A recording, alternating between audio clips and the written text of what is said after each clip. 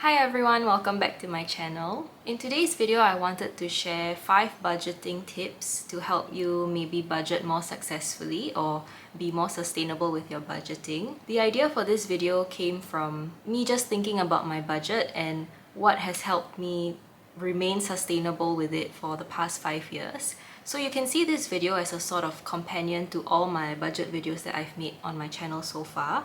And in fact, none of these points that I'm going to talk about are new things, and I've probably mentioned them in some capacity in my past budget videos over the last few years. But I thought it would be useful to compile it all in one video just as a collection of general tips and ideas on how to make budgeting work better for you. So this video is not a how to budget video. If you want to see like a more in-depth guide on, say, a budgeting framework or specifically how I budget my own monthly salary, please watch my other videos. I published one at the start of this year, which is my budget for this year, but I've also made videos in 2024, 2023, so feel free to watch all those. I think those will give you a better idea on the how of budgeting. This video is more general tips to help enhance your budgeting decisions and just how to make it a more pleasant experience. At least that's my hope. And I'll be sharing my own personal experience as well and how I've implemented some of these tips in my own life with my own budget. So I hope you find this video helpful. Let's start the video with briefly just talking about what our goal with budgeting is. I'm sure if you have a budget or you've started a budget, you probably have an idea or a goal in mind on why you want to start doing that. Maybe you think that it's the responsible thing to do, which I wholeheartedly agree, and that is a very good reason to start budgeting. Or maybe you have a specific goal in mind, like you want to save up an emergency fund, or you're thinking about buying a house in the future, or you're saving up for something like a holiday or a wedding. All those are perfectly good goals to have and good reasons for you to start budgeting, or even as general as wanting to be more in control of your finances. That was kind of my goal when I started. I just wanted to feel less anxious about money in general and have a good grasp on what exactly is happening with my income and what I'm spending on. So regardless of what your goals are, it's great that you've started budgeting. But I want to push it one step further and maybe ask you to think about what's your longer term goal with budgeting. Because there is a place and time to budget intensely for a short-term goal. Say you are saving up for a house and that is maybe in the next 3 to 5 years. You could technically just budget very intensely for 5 years and then slowly let go of it once you have attained that goal. But I like to put forth the argument that budgeting can actually be a long-term thing if you can make it sustainable for yourself. It can actually help to provide almost like a scaffolding for your life and your finances so that you always know that your finances are on track and that you can work passively towards your goals even without actively thinking much about it. And that's the key here. To have a budget for the long term, it has to be sustainable for yourself. So a budget that is too restrictive by definition will not be sustainable in the long term. Of course, there's a time and place for a very restrictive budget, but I would say that's almost like an intense fitness program where you're working towards one very specific goal in the near future. But if your goal is anything more than 5 years, 10 years, 20 years, then having a less restrictive, less intense budget would be better for you and your mental health, and also make it more sustainable for you to eventually reach those goals. So I would say the purpose of a budget is to make reaching your financial goals or any other goals as easy and brainless as possible, because you put in all the thinking work beforehand and then you don't have to think about it as you are implementing the budget that you set up for yourself. So hopefully with these tips that I'll give you, you'll be able to do that for yourself. So let's start with the very first tip, and that is to be clear with your goals. So like I said just now, maybe you have a reason for wanting to start budgeting in the first place. Make that reason your goal, and I encourage you to think even more deeply and more specifically about that goal. So what I usually tell myself is to know my what, my why, how much, and when. So usually people will have the first two already. They know their what and their why. So let's give the example of your what being saving up for a house and your why being that you want to move out and build a beautiful home for yourself. So that's your what and your why. But now you need to think about how much and by when. So knowing the amount and the deadline that you set for yourself to achieve this goal? Maybe I should use an easier and more straightforward example. Let's do an emergency fund instead. So my what is emergency fund, my why is because I want a pot of savings in case of any emergencies, like whether medical or I get laid off. Then I need to know how much. So maybe 10,000 is my goal, and then by when I want to save it by the end of the year, so 12 months. So those are the 4 key information that you need. And then what I recommend doing is working backwards. So say by December, assuming this is January, say by December you want to have $10,000, and assuming we're starting with $0. So I work backwards and calculate how much I would have to save every month in order to hit 10K by the end of the year. So 10K divided by 12 months will be about $840. So that means that to reach my goal of 10K by the end of the year, I need to save an average of $840 every month. So that already gives you a very clear idea of how much you would have to put aside every month from your monthly salary in order to hit that goal, rather than have like a nebulous idea of, oh, I need to save more money, or I need to save an emergency fund. I think having a specific number in mind and a deadline can really give you more clarity and motivation. Because if you have no deadline or no real amount to work towards, then in a way you don't really know what you're working towards every month, and then you're just sort of aimlessly trying to work towards this goal.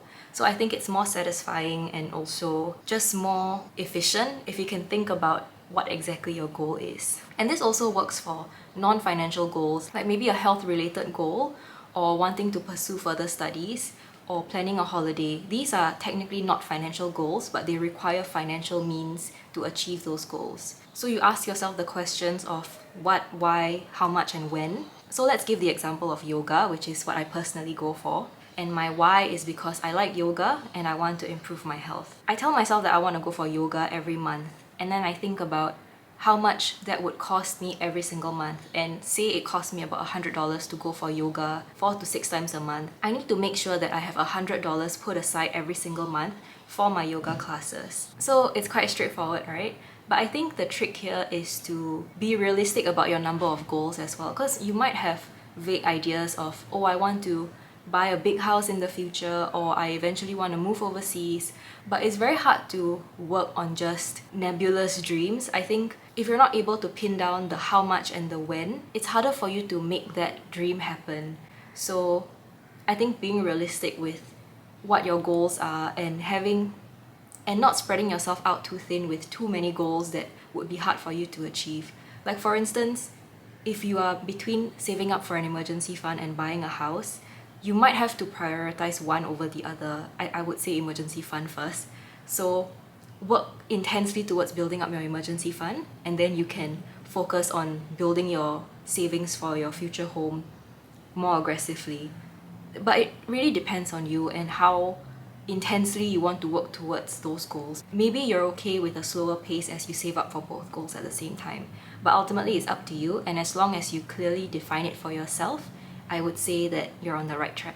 So that is tip number 1. Tip number 2 is to be realistic with your budget and your lifestyle preferences. So what I mean by this is to not overestimate yourself and not be too ambitious with how much restriction you're able to put on your expenses with a budget. What you want to do is try to align your budget and your realistic lifestyle as closely as possible. I think with the idea of a budget, you might have this assumption that a budget is already sort of a restriction, and therefore to have a good budget is to restrict yourself as much as possible. So that could mean like lowering your fixed expenses as low as you possibly can get them to be, or your food and groceries expenses to be as low as they can possibly be. But that's an assumption. That is not true. A budget is extremely personal, and you can tailor it to your own lifestyle. And in fact, the more tailored it is to you, the more effective it'll be, because my budget could not work for some of my friends, and my friends' budgets could not work for me, because we have very different lifestyles and very different preferences. So don't think of your budget as trying to restrict and cut down as much as possible to save as much as possible, if that is not your goal. Maybe it'll be clearer if I talk about my own example. So for myself, my food budget is around $500 to $600 in total a month. That is my monthly budget for my food expenses. If I wanted to, if I really put myself to it, I could halve my food budget to $300 or even less, And I can do this by exclusively cooking at home or only eating at very affordable places outside. But do I want to do this? The answer is no. I mentioned in a previous video that I don't cook at home. My family don't really have a habit of cooking at home anymore, so we don't buy as many groceries. And even when I'm at home, I usually either have food delivered to me or I go out to the mall and bring some food home. So I personally don't enjoy cooking my meals at home in this current phase of my life, and because of that I also don't have that many groceries at home to cook with. If I were to cut my budget in half, firstly I wouldn't be able to eat enough, so that would force me to change my habits to work towards cooking more at home. But cooking at home requires time, so I would have to carve out that time, and that's time that I'm already doing other things with, like working on my YouTube channel or going for my workout classes. So changing the amount of money I give myself for food will also change my entire lifestyle and how I schedule my time. And I don't find that sacrifice worth cutting my food budget in half. Like, I would rather give myself more money for my food expenses so that I have the freedom to do all the other things and not have to think about how I have to change my lifestyle just to have a smaller food budget. Of course, this is really dependent on your phase of life and what your priorities are. So say you're still in a phase of life where every dollar saved counts, then you might find that it's worth making the sacrifice because you really need to lower your expenses as much as possible. But that goes into the territory of budget being a restrictive tool that is really only sustainable in the short term if you're trying to achieve some sort of goal. And our goal here is to make a budget sustainable in the long term, right? So this is one way that I think about my budget as a way to support the life that I want to live on a monthly basis. So I'm not the kind to cook at home. I'm okay with having a bigger food budget so that I can still eat healthy outside and not really worry about whether or not I'll be able to afford my food expenses. Again, highly personal to me. For you, it could be maybe private transport. Say you're a freelancer and you have regular meetings to go to at different places around the island. So maybe private transport is a bigger expense for you than somebody else. And maybe taking public transport is not a good use of your time. Then in your situation, you are allowed to have a bigger private transport budget. So it really depends from person to person. But the goal is to have your budget and your lifestyle as aligned as possible. Of course, this is not to say that if you have a very extravagant lifestyle, you should continue with that extravagant lifestyle in your budget at the expense of your other long-term goals. So I think you also have to be self-aware and know at what point you can stop and tell yourself that this is the limit of where I will indulge, and then anything more than this is truly a luxury and I can afford to cut back so that I can redirect my resources towards my longer term goals and delay my gratification for that. So something for you to think about, and I cannot really give you a straight answer because it depends on your own circumstances. I think a secondary tip to this is that to have a more realistic picture of your expenses, it would help if you were tracking your expenses to begin with. So say if you track all your expenses every month, and at the end of the month you can see for yourself how much do you actually spend on food, how much do you spend on shopping, and then from that number you can sort of make a judgment for yourself if you think you can cut back just a little bit or you think that the number is actually quite reasonable. So it helps if you have that data about yourself to analyze, because otherwise you'll be sort of just making a wild guess. But I'll talk more about this in my very last tip, so stay tuned. But now let's go on to the third tip that I have, and that is to include some fun spending in your budget. Fun like F-U-N, because sometimes I say fund like F-U-N-D, but what I mean is fun spending money for you to spend as frivolously as you want to, purely to give yourself enjoyment. Coming back to our goal of making budgeting as sustainable as possible, it would be extremely painful to live a joyless life on a restrictive budget for the long term. So within our budget, we need to be able to put aside money for us to spend guilt-free however we want to, rather than completely restricting ourselves from any sort of joyful, frivolous spending. So how this looks like for me is I have a monthly sinking fund. I just call it a sinking fund. And I give myself $100 every month to spend on whatever I want. So this could be like clothes, makeup, books, anything fun. Also includes like movies, experiences, things like that. And then I also have a medium-term sinking fund that I put $150 in every month. And that is sort of like a pot of funds for me to use throughout the year. Because sometimes I exceed my $100 and then I tap into the 150. And the 150 rolls over every single month if I don't use it. So by the end of the year, I have quite a sizable sum of money for me to spend however I want to. And that's very useful for things like buying gifts for people or buying like bigger ticket expenses. And it won't eat into my other savings pools like my emergency fund or my other savings. Then I also have a holiday fund. So every month I put about $400 in that holiday fund, and it rolls over into the next year if I don't use all of it. But essentially I'm saving up about $4,800 every single year just to be spent on going on holidays for myself. So I can still make holidays a regular part of my life. So in this way, I'm giving myself the financial ability to go on holidays every year because I'm saving up this pool of money. So rather than austerely dedicating all my money to just my savings for like a house or retirement, I'm also putting aside money to be spent in this sort of enjoyable, some would say frivolous way. But this is what keeps you motivated. You can't keep giving yourself the stick. You also have to give yourself the carrot in order to stay motivated towards your goals. So this is a really important one. If you're able to find the space for it in your budget, you should be allocating some fun spending money as well. Again, I don't want to have to keep disclaiming every point, but this depends on where you're at in your life. So when I was earning only 3K when I just started working, I didn't have a holiday fund. I didn't have space in my budget for a holiday fund. It was only when my income grew and I became more financially comfortable, then I was able to put aside this amount of money into a holiday fund. So you have to also know yourself and know where you are in life right now and figure out your priorities. Okay, next, my fourth tip is to review and adjust your budget frequently until you find a sustainable sweet spot. So everything that I've said so far is to help you tweak your budget in a way that works for you. But especially if you're starting out with your budget, you'll be doing a lot of tweaking until you find a budget that works for you month to month without much variation. So while you may be finding yourself tweaking more frequently at the beginning, once you find that sweet spot, you'll find that you can work with that budget for months without having to vary much of the allocations that you've given yourself. And that is where you want to be, because that means that your budget is comfortable for you and it's also helping you achieve your monthly savings goals. But that doesn't mean that your budget stays the same for the rest of your life, because your salary will increase, your goals might change, like you might achieve one goal and you want to start on a new one. And so I would say at that point, yearly reviews are good. So where I am right now, I do mostly yearly reviews. So by November or December, I'll review what I think my budget will be for the new year.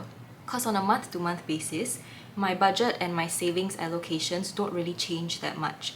Like only a few line items change, like say I get a USave vouchers and then I don't have to budget for electricity, but those are very like minor line items within the month itself. But in terms of large allocation related changes, that is only something that I do on a yearly basis. So I would say every year or half a year would be a good time to review your budget once you have gotten to that point where your month-to-month budget is roughly the same. So if you're in the phase now where you're constantly tweaking your budget every month and you're quite frustrated about it, I hope you don't feel discouraged, and I hope that you keep pushing through with it, because at some point you'll eventually find that perfect sweet spot budget that you can work with, and then it'll be very easy from there.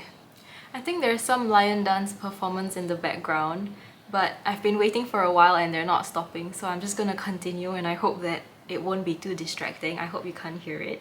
But anyway, my last tip is to set up an external system that constantly reminds you of your goals, and also that is easy enough for you to use it regularly. So what I mean by external system is just a way for you to remind yourself that you have a budget that you want to keep to, or that you have goals you want to achieve. So it's just a way for you to remind yourself to stay on budget if you need that sort of reminder. You can do this by maybe finding an accountability partner that you want to start this budgeting journey with, or you can set a wallpaper on your lock screen with all your goals. For myself, what I do is that I track my expenses, because tracking my expenses is a habit that I already have been doing for a really long time. So within my expense tracking app, there is a function to put in my budget for the month. So say I want to budget like $500 for food, then it will track my expenses within my food budget to make sure that I'm staying on track with the budget that I've set up for myself. So that's a way for me to keep track on how much I'm spending and if I'm within budget. And everyone has different comfort levels when it comes to tracking their expenses. And you don't necessarily have to track your expenses to keep track of your budget, but I feel like it is part of it. It's hard to know if you're within your budget if you're not keeping track of your expenses. But I know some people have like a broad overview of how much they spend. Typically, they look at their credit card statement, and if it's within the amount that they typically spend, then they know that they are within budget. So whatever works for you. But the point here is to create an external system so that you are constantly reminded of the fact that you have a budget and that you have goals to achieve, and that would help keep you more on track towards reaching those goals than if you didn't have an external system. What you want to do is try to make it easier for yourself to reach your goals. And it doesn't have to be an overly complicated system. Just because it's a complicated system doesn't mean that it will work better. Because sometimes the harder the system is to use, the more unlikely that you will keep on using it. So make the barrier to entry as low as possible if you can. And I think that is the most sustainable way for you to keep doing the thing. So those are my 5 tips on how to budget more sustainably. I hope they were not too obvious, but even if they are, I hope you still find them useful. But I feel like if they were so obvious, then more people would be budgeting, but that doesn't seem to be the case. So if you're already budgeting, then I'm really proud of you.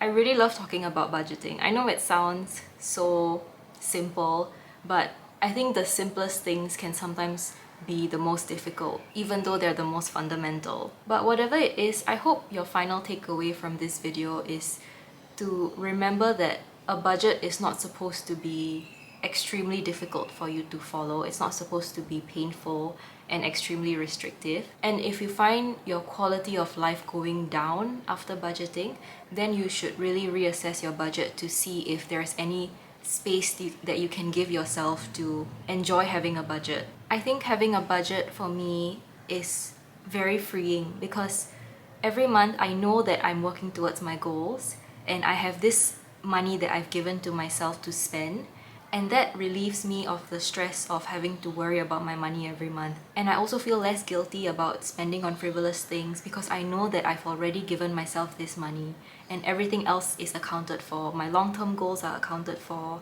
even my short-term goals.